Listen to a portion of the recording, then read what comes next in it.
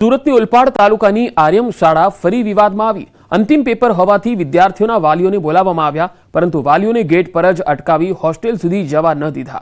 વિદ્યાર્થીઓને ભૂખ્યા તરસ્યા બેસાડી રાખી સામાન ઉચકવા મજબૂર કર્યા। વાલીઓને गेट पर बेसाड़ी शाळा संचालकों तरफथी कोई जवाब न मळता अंते पोलीसने जाण कराई। जो कि अगाऊ पण आ शाळा विवादमां आवी चूकी छे।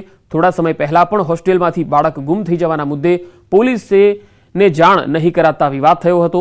शाळा केम्पसमां पोलीस लखेल बोर्डवाળી कार पण मळी आवी, जे कार केम्पस डिरेक्टरनी हती, परंतु पोलीसनुं बोर्ड लगावी रौफ जमावतो होवानुं सामे आव्युं।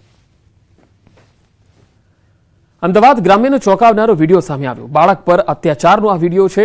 3 बाळकोए भेगा मळीने अत्याचार गुजार्यो हतो। अमदावाद ग्राम्यनो आ वीडियो सामे आवता चकचार मची गई। पोलीसे कड़क कार्यवाही शरू करी छे अने हाल तपास चाली रही छे।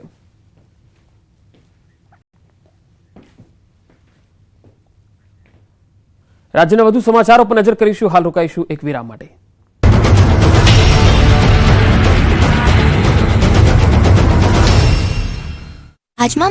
નમસ્કાર, આપણું ગુજરાતમાં આપનું સ્વાગત છે। હું છું આપની સાથે સંધ્યા। જોઈએ સમાચાર વિસ્તારથી। પીએમ મોદીના નવસારીના કાર્યક્રમમાં જોવા મળ્યો લખપતિ દીદીઓનો મહાકુંભ। જામકંડોરણાના ચરેલ ગામે માતાજીના મંદિરમાંથી ચાંદીના છતરની ચોરી। યુવક બાઇક પર આવી મંદિરમાં માતાજીને નમન કરી ચોરી કરી ફરાર થયો। ચોરીની ઘટનાના સીસીટીવી આવ્યા સામે। વડોદરાના માંજલપુર વિસ્તારમાં બાઇકની ચોરી કરતો ગઠિયો સીસીટીવીમાં કેદ। વિસ્તારમાં ચોર સક્રિય થતા રાત્રિના સમયે પેટ્રોલિંગ વધારવાની માંગ કરી। રાજુલા તાલુકાના રામપરા ગામની શેરીઓમાં સિંહો રાત્રિના સમયે ફરી રહ્યા છે શ્વાનની જેમ। સિંહોના આટાફેરાથી ગ્રામજનોમાં ફફડાટ। વન વિભાગની નિષ્ક્રિય કામગીરીથી ગ્રામજનોમાં નારાજગી।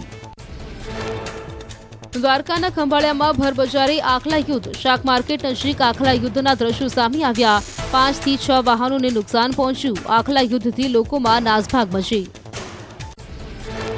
દાહોદના યાદગાર ચોક ખાતે ભોંયરામાં ખાબક્યો આખલો। રખડતા આખલા વાખડતા સર્જાઈ હતી દુર્ઘટના। સ્થાનિકો અને ફાયર વિભાગના કર્મચારીઓએ મળી આખલાનું ભારે જહેમત બાદ રેસ્ક્યુ કર્યું।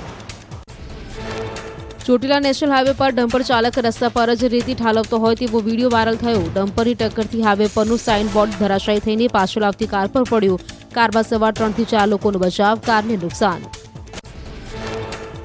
ઊંઝામાં હરાજીની અનોખી સ્ટાઇલનો વિડીયો સોશિયલ મીડિયામાં વાયરલ। વેપારીએ પોતાની અનોખી સ્ટાઇલમાં જીરુની હરાજી કરી। વિડીયો લોકોમાં ચર્ચાનો વિષય બન્યો। जौनपुर में बुकानीधारी 2 ચોરે मकान में चोरी करवानो कर्यो प्रयास। घर मालिकनी गैरहाजरी में दरवाजाનું તાળું તોડતા ચોર ઘરના સીસીટીવી में थया कैद। पाड़ोशीओ जागी जता गठियाओ चोरी कर्या विना जीव बचावी नासी भाग्या। हनुमानगढ़ना फतेहपुर गामમાં ट्रेक्टर चालके कारने मारी टक्कर।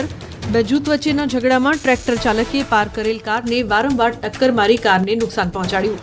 ઘટનામાં ટ્રેક્ટર પલટ્યું। પોલીસે ફરિયાદને લઈને તપાસ હાથ ધરી। હરિયાણાના યમુનાનગરમાં બંદૂકની અણીએ જ્વેલર્સની દુકાનમાં લૂંટ। ગ્રાહકના સ્વાંગમાં આવેલા લૂંટારુઓએ પહેલા ઘરેણા વિશે માહિતી લીધી, બાદમાં તક જોઈને દુકાનદાર પર ફાયરિંગ કર્યું। ઝવેરીએ પ્રતિકાર કરતા લૂંટારુઓ ભાગી ગયા।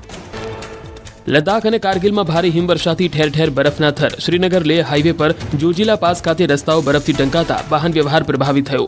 तंत्र द्वारा बरफ हटावવાની कामगीरी करवामां आवी। हिमाचल प्रदेशनी लाहोल घाटीमां हिमवर्षा बाद आह्लादक नजारो આવ્યો સામે। બરફવર્ષાથી પહાડોએ જાણે સફેદ વસ્ત્રો ધારણ કર્યા। ઠેર ઠેર બરફના થર જામતા ખેડૂતોએ આગામી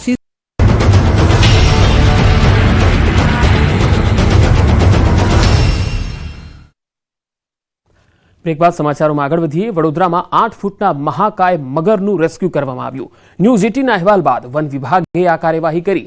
ડાંગરના ખેતર પાસેથી મહાકાય મગરનું રેસ્ક્યુ કરવામાં આવ્યું। રસ્તા પર મહાકાય મગરની લટારથી ગ્રામજનોમાં ફફડાટ હતો। મગરનું રેસ્ક્યુ થતા ગ્રામજનોએ હાશકારો અનુભવ્યો। મગરનું રેસ્ક્યુ કરી કુદરતી વાતાવરણમાં મુક્ત કરવામાં આવ્યો। તો અહેવાલ બાદ વન વિભાગે આ કામગીરી કરી હતી। વડોદરામાં વારંવાર મગર રસ્તા પર ચડી આવતા હોય છે। આ 8 ફૂટનો મગર જે છે એ રસ્તા પર દેખાયો હતો, જેથી લોકોમાં ભયનું વાતાવરણ જોવા મળ્યું હતું। જો કે રેસ્ક્યુ બાદ કુદરતી વાતાવરણમાં મગરને મુક્ત કરી દેવામાં આવ્યો।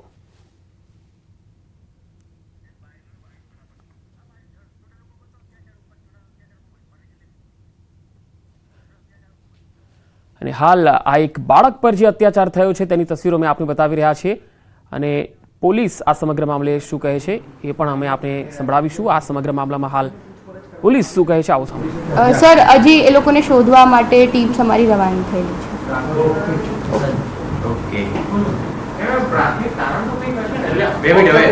સર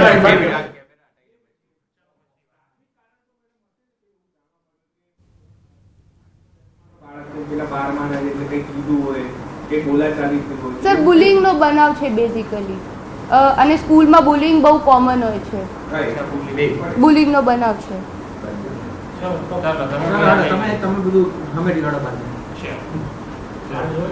ઓકે થોડુંક અમદાવાદના નવા વાડજ ખાતે સ્વચ્છ